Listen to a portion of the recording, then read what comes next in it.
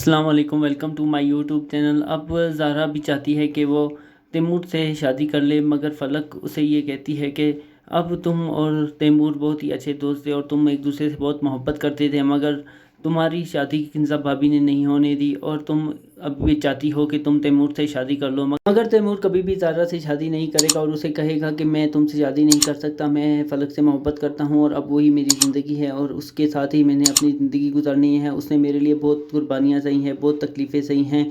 اور اس نے اپنی اولاد تک کو میرے لیے کھو دیا، مگر وہ مجھ سے سچی اور پاکیزہ محبت کرتی ہے۔ تم اگر اس لڑکی کی جھوٹی باتوں میں نہ آتی تو آج تم میری بیوی ہوتی اور میں تم سے شادی کر لیتا، مگر فلک کے دل میں شک تھا کہ تیمور جو ہے زہرا سے شادی کر لے گا اور اسے چھوڑ دے گا، مگر ایسا نہیں ہوا۔ وہاں پر عاصم بھی اور اس کی والدہ اسے کہتی ہے کہ ہمیں اللہ نے بچا لیا ہے، نہیں تو سونیا تو ہمیں کہیں کا نہیں چھوڑتی، وہ ہمارے لیے مزید پریشانیاں پیدا کرتی، مگر عاصم کو پتہ چل گیا ہے اور اس کی کزن نے اسے بتا دیا کہ یہ فراڈ ہے اور یہ تم سے صرف شادی نہیں کرے گی اور تمہاری دولت کو ہتھیا لے گی۔ اس نے سہیل کے ساتھ بھی شادی کی اور سہیل کو دھوکہ دیا اور جس کی وجہ سے سہیل کی ڈیتھ ہو گئی۔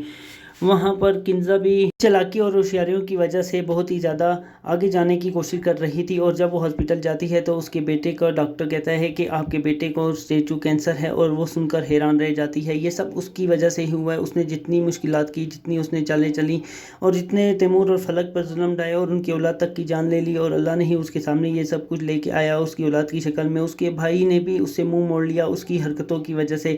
اس نے یہی سمجھا کہ وہ دولت